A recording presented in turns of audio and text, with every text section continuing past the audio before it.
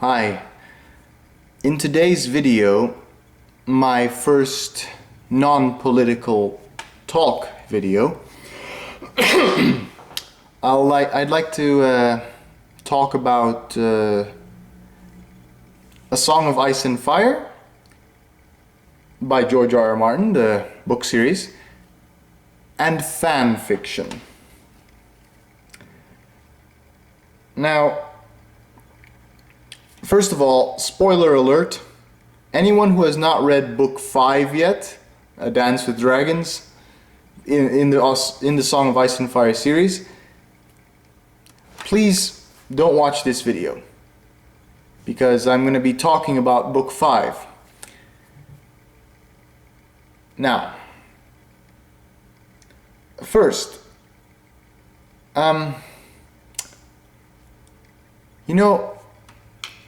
I find the fact that the author, George R. R. Martin, disapproves of fan fiction a little bit frustrating because he disapproves of fan fiction, the main Song of Ice and Fire forum on the internet, the one most fans go to, this does not allow fan fiction because the author disapproves of it. So it's annoying that I cannot write fan fiction based in the A Song of Ice and Fire universe. Well, I can. The author himself has stated as long as it's out of my eyesight, but I cannot present it on the main website. So I gotta find some other place to show it to some other fans on the internet if I wanted to write fan fiction. Now, why do I write fan fiction? I wrote one piece a couple of years ago set in the Dune universe. Dune, created by Frank Herbert. I wrote my own little piece of fan fiction. Now, the reason why I write fan fiction from time to time is because when a science fiction author or a fantasy author creates his own world, and then there are areas I would like to explore, but the author is more concentrated on this storyline, this storyline, this storyline, or I want to explore, the author gets to choose what the story is to tell. But wait, I want to go in that direction, or I want to see what's around that corner in this universe, this fictional universe you've created.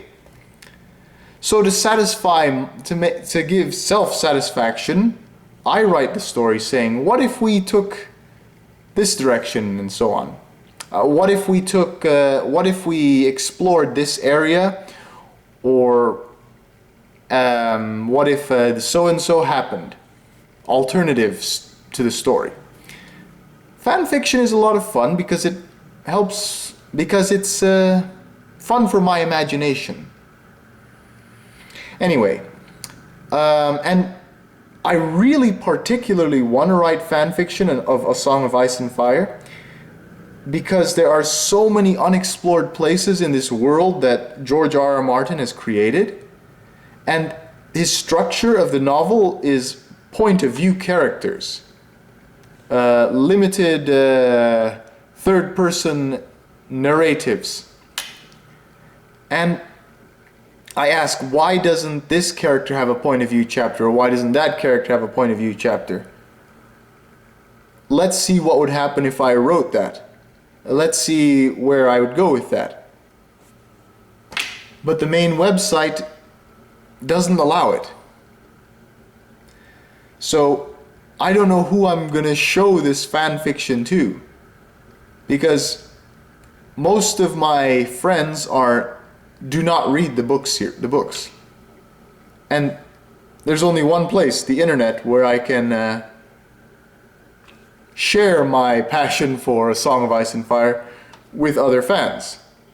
But the main place where the fans can get together does not allow fan fiction. So it does get kind of frustrating, because Yeah, because yeah, I want to. There's so much I want to. I have so much I want to write, and there's so much I want to speculate on. But you can't, because no fan fiction allowed. Well, that's too bad. Now, I want to. The second subject about A Song of Ice and Fire in particular, my favorite character in the books is only appears in book 5, and he's a non-POV character. Aegon the Sixth / Young Griff. Just a bit of a short background on the kid, on the character. For a long time, throughout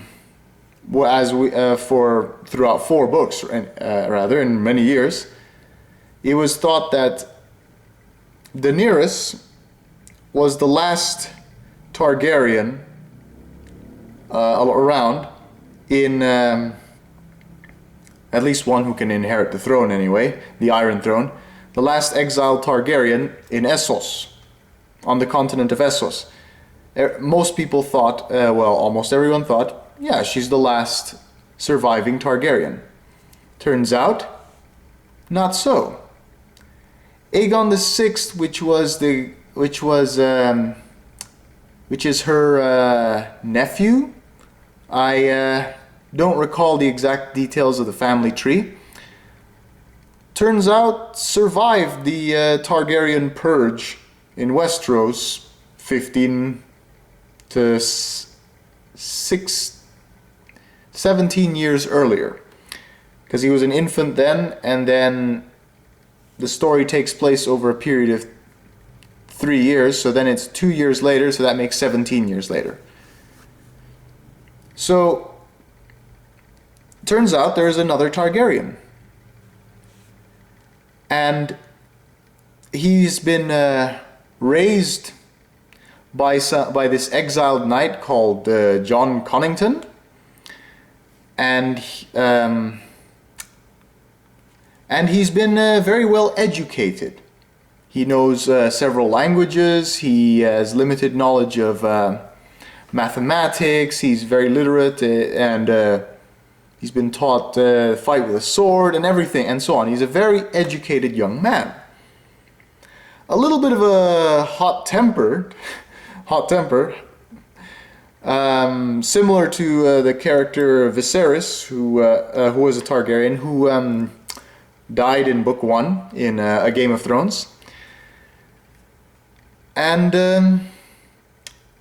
yeah, so he's been raised and well educated by this knight called Jon Connington. He's been living in Essos. I believe he's been exiled. We don't know his full story yet. We don't know what he's been doing all that time in Essos, but he's been, how do I explain this? He's been hidden by Varys the spider and his little birds. And he's been groomed to be king.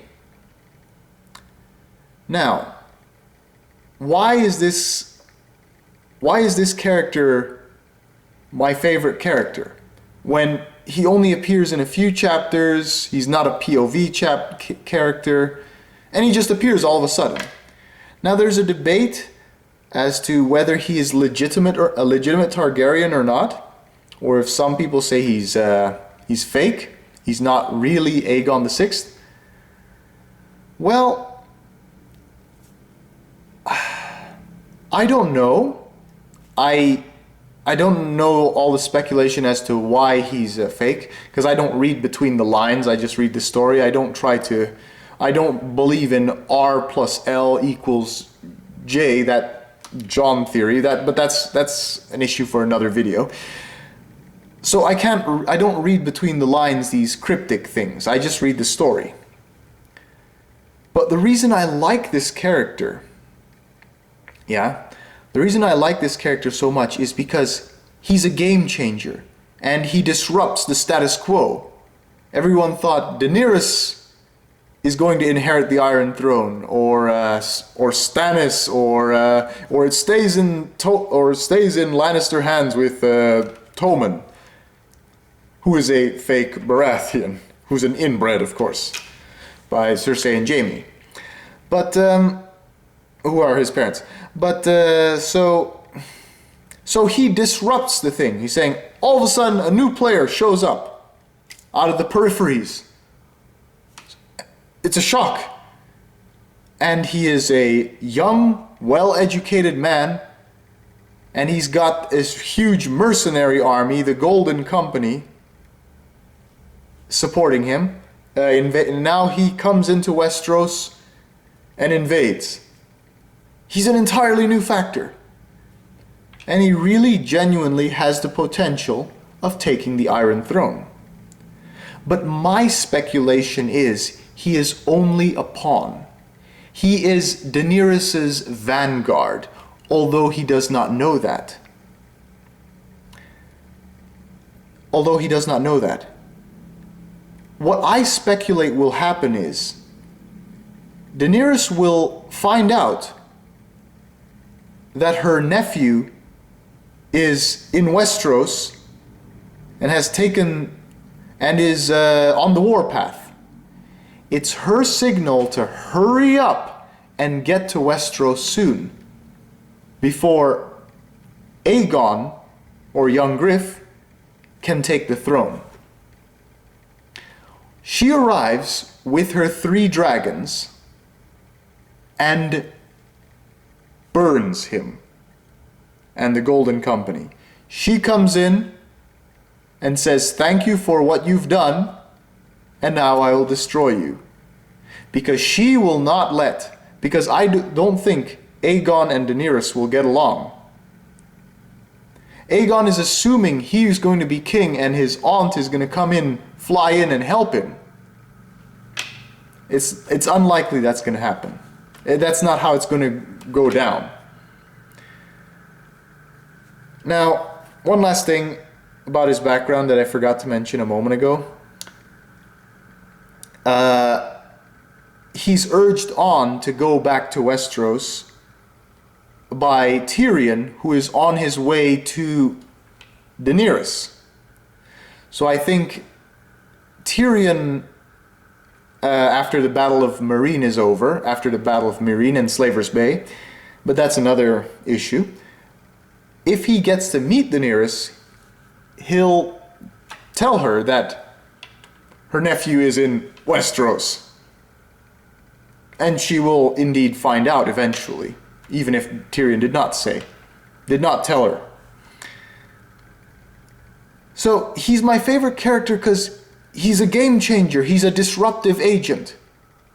And he has so much potential to be king, to take the Iron Throne. I do not believe he will, but he makes for a very interesting twist in the story. After the War of 5 Kings, and then there's nothing much happening in Book 4 and 5. But there are many other things coming. The return of the others, the battle for Winterfell. There are a lot of exciting things happening, but this one's the most exciting. And it's really, that's the one plot line I want to know more about Aegon invading Westeros and his conquest of Westeros. That's the story I'm really looking forward to when reading the book The Winds of Winter. Because, yeah, he's my favorite character. Okay. Thanks for listening to my first non-political talk.